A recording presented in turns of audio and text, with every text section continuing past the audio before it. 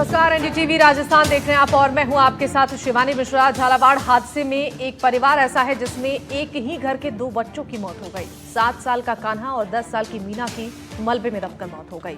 बच्चों को उम्मीदें के साथ पढ़ा रही माता और पिता पर अब दुखों का पहाड़ टूट पड़ा है। ये रिपोर्ट देखिए।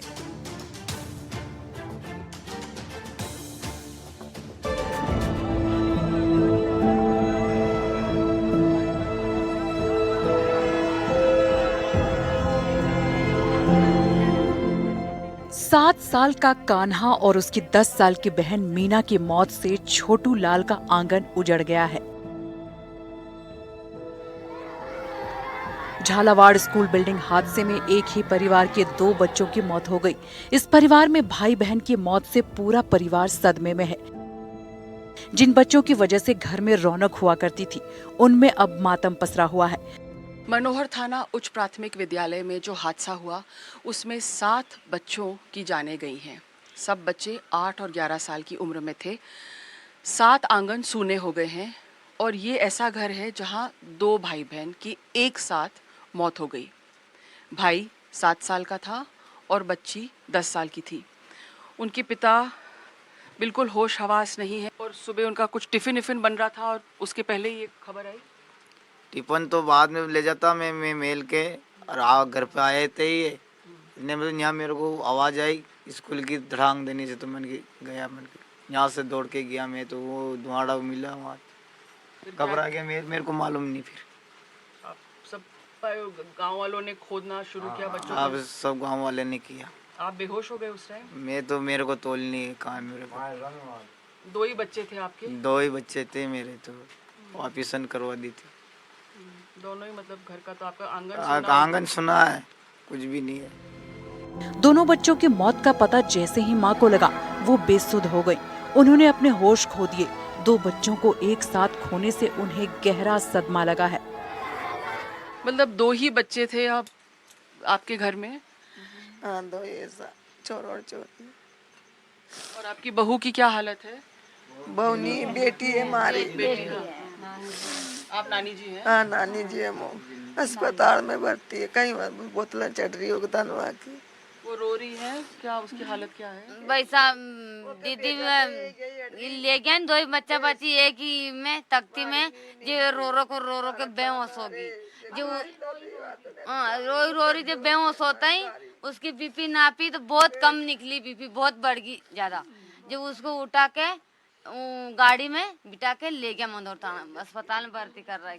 हाँ, भतीजा लगता मेरा, मैं बुआ जी एक ही साथ चल गए दीदी। क्या करते हैं इनके पापा मम्मी? पापा मजदूरी करे दीदी, जमीन नहीं जब बिक गई, इलाज में कुछ भी नहीं बचा, बच्चा बच्ची भी नहीं बचा। अब किसके सहारे जिएगा?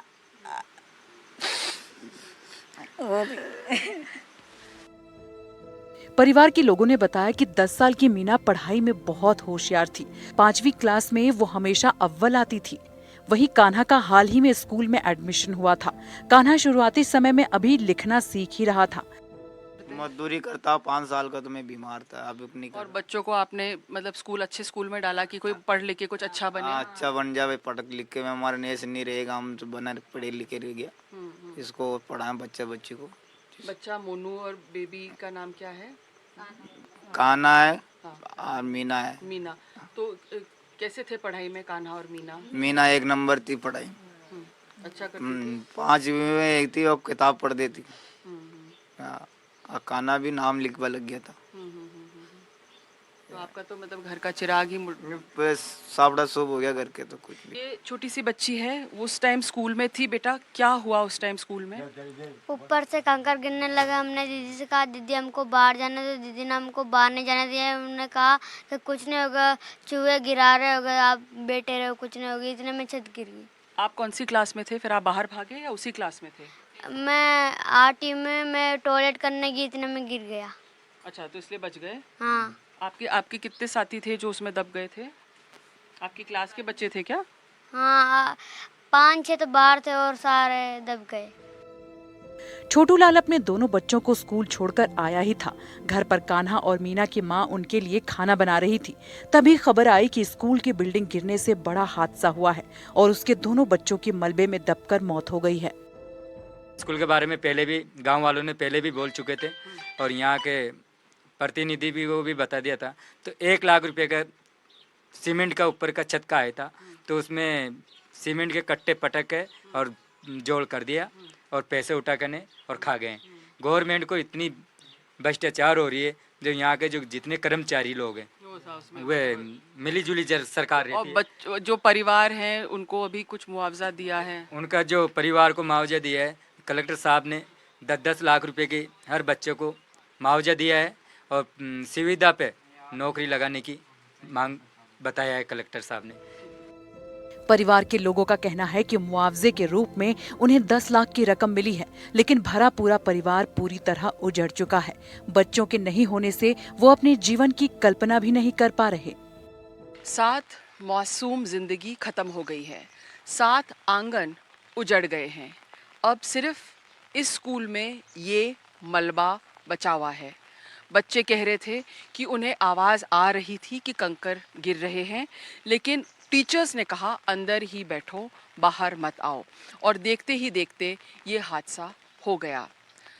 सरकार ने 10 लाख के मुआवजे की घोषणा ज़रूर की है, लेकिन जो बच्चे खेलते हंसते स्कूल आए, पेरेंट्स उनके घर पर टिफ़िन की तैयारी कर रहे थे कि अब थोड़ी देर में इनको जाकर टिफ़िन देना है, या जैसे वो छोटी सी लड़की मीना जो अपने भाई के साथ ही ख़त्म हो गई, पढ़ने में बहुत अच्छी थी, उसके पिता बताते हैं, ये सारी खुशियाँ अब वापस इन परिवारों के लिए लौटकर नहीं आएगी। परिवार क्या, पूरे गांव में सन्नाटा छा गया है। इतनी बड़ी त्रासदी हो गई। अब सरकार कितने ही चिट्ठियाँ लिख ले या कितने ही आदेश जारी कर दे, इन घरों में, इन आंगन में खुशियाँ लौटकर नहीं आएगी। मनोहर थाना से शाकिर अली के साथ हर्षा कुमारी सिंह, एनडीटीवी।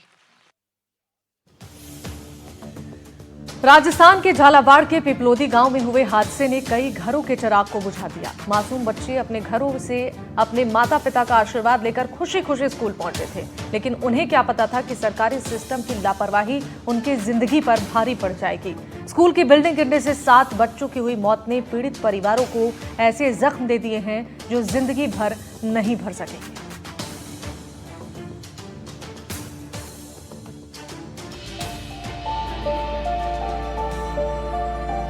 हम राखी किसको बांध देंगे, हमारा भाई चला गया, हमें छोड़।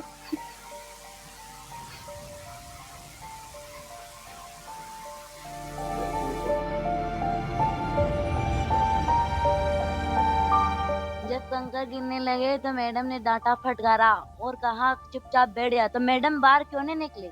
बच्चों की जान क्यों गंवाए? ये भी निकलती नहीं बाहर। इसको फांसी की सजा देनी चाहिए। स्कूल हादसे में पिपलोदी गांव के हराक चंद लोधा के घर में दुखों का पहाड़ टूट पड़ा है। शादी के 10 साल बाद बड़ी मन्नतों के बाद कार्तिक का जन्म हुआ था। अपनी 4 बहनों के बीच कार्तिक सबसे लाडला बच्चा था। 7 साल का मासूम कार्तिक अब अपने घर में कभी न भर पाने वाला दर्द छोड़कर चला गया है। जब कंकर गिर रहे तो बच्चों ने कहा कि दीदी कंकर गिर रहे, तो दीदी ने कहा कि अंदर जाओ या तुम्हें कोई नहीं खा रहा है, तो बच्चों को अंदर भेज दिया। सबसे छोटा था। हम राखी किसको बांध देंगे, हमारा भाई चला गया, हमें छोड़।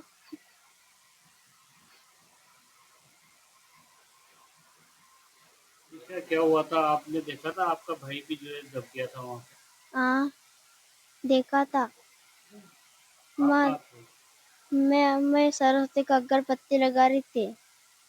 मैडम से कहा कि कंकर पड़ रहे, जो मैडम ने की भी तैसे गिरते, तुम तो चुपचाप बैठ जाओ अंदर। और पोया खा रहे थे, नाश्ता कर रहे थे, जिन टीचर ने नहीं सुनी। कार्तिक इसी स्कूल में अपनी बहनों के साथ 5वीं क्लास में पढ़ता था। हादसे वाले दिन तीनों बहन भाई घर से स्कूल के लिए निकले। स्कूल पहुंचते ही अपनी बड़ी बहन के सामने ही कार्तिक मलबे के ढेर में समा गया। कार्तिक को अपने सामने ही मौत के मुंह में समाते देख बहन इतना डर गई कि अब भी उसके चेहरे पर वो डर और दुख साफ नजर आता है। चारों बहनों से वो छोटा था, तो सभी परंपराओं के अनुसार बच्चे के लिए अपन देवता या किसी किसी का भी कुछ ना कुछ अपन करके और मन्नत मांगते हैं। तो ऐसे करके उनको भी मांगा था और ईश्वर की कृपा से वो मिला और अब सारी खुशियां छीन के ले गया हमारी।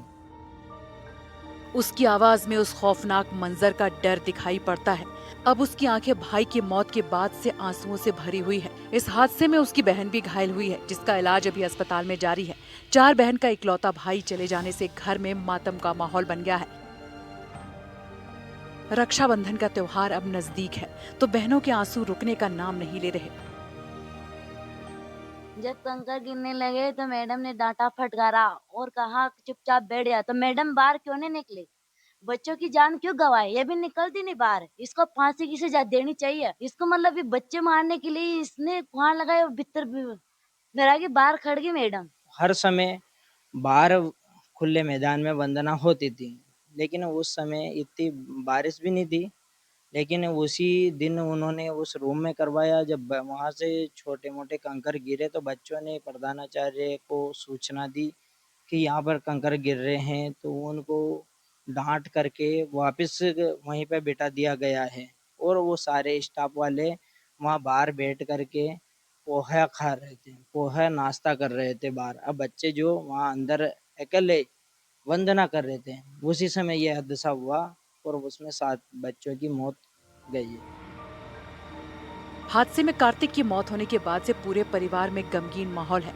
रिश्तेदार हादसे की सूचना मिलते ही पीड़ित परिवार के बीच पहुंच रहे हैं और हादसे की जानकारी जब उन्हें मिल रही है तो स्कूल प्रशासन के खिलाफ वो कड़ी कार्रवाई की मांग कर रहे हैं। सरपंच को भी कई बार दरगाह दी, उसने कई बार रुपये उठा कर खाए। 12 महीना हो गए, वो तो देखता राम प्रसाद, वो देखता कि हमारे स्कूल में क्या है क्या नहीं, पंचायत में क्या है कुछ नहीं है, वो देखता। मार साहब भी देखता, कभी जो बच्चे कह रहे तो हम इसको बाहर निकाले। सभी से जदीद मैडम को फांसी की सजा देना चाहो पूरा स्टाफ। ये खेब मार 2022-23 में स्कूल की मरम्मत के लिए, छत के लिए वहाँ सरकार की तरफ से 1 लाख का बजट उठाया गया। उसमें 80,000 रुपये एक बार उठाया गया और 20,000 रुपये एक बार उठाया गया है, लेकिन उसका कोई कार्य स्कूल में नहीं किया गया है। इसमें शिक्षा विभाग की भी लापरवाही है, क्योंकि अगर वो कार्य किया गया तो वहाँ CBO, PO उन्होंने भी तो चेक किया होगा कि ये कार्य किया तो कहाँ पर किया। उनके अधिकारियों की भी लापरवाही है ये। अगर वो ये इस चीज को देख लेते तो आज ये घटना, ये हादसा नहीं होता। परिवार के लोगों का कहना है कि जब बच्चों ने बताया कि बिल्डिंग से कंकड़ गिर रहे हैं, उस वक्त शिक्षकों को इस तरफ ध्यान देना चाहिए था। ग्रामीणों ने भी कई बार जर्जर बिल्डिंग में स्कूल संचालन नहीं करने को लेकर हंगामा भी किया था, लेकिन उनकी मांगे नहीं मानी गई और उसका नतीजा ये हुआ कि कई परिवारों को जिंदगी भर न भूलने वाला जख्म मिल गया।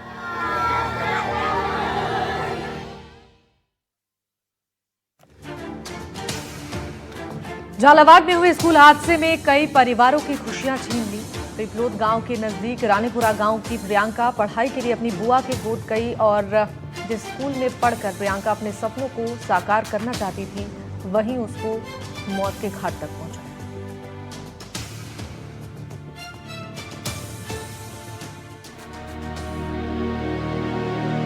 जब दौड़ के गया यहाँ से, वहाँ कहीं की बच्चा वहाँ खत्म हो गई। बच्चा तो वहाँ के तो हमारे हाथ टूट गई।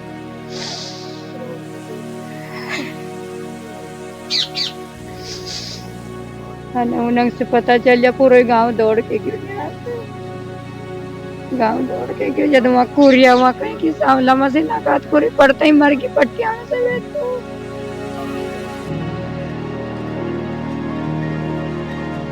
मुड़का कहीं मेरे मारा ही तो मेरे फाड़ से बाप में तेरे छोड़ के चल रहा।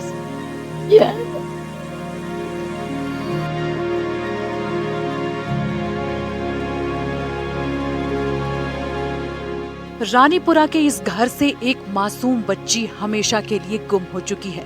7वीं क्लास में पढ़ने वाली प्रियंका भी स्कूल हादसे का शिकार हो गई और मौत के मुंह में समा गई। प्रियंका अपनी 8 बहनों में सबसे छोटी थी। पिता उधम सिंह मजदूरी करते हैं। उधम सिंह की बहन अजब बाई ने अपने भाई की सबसे छोटी बेटी प्रियंका को गोद लिया था। ऐसा माना जा सकता है कि अजब बाई भी प्रियंका की मां ही है। वो स्कूल में मिड डे मील का खाना बनाने का काम करती हैं और उन्होंने जानबूझकर उसी स्कूल में बच्ची का एडमिशन कराया जहां वो काम करती हैं, ताकि वो अपनी नजरों के सामने प्रियंका को रख सके और वो उसकी देखभाल स्कूल में भी कर सके। गेट पे जार पर किसी क्या काम करते हो आप?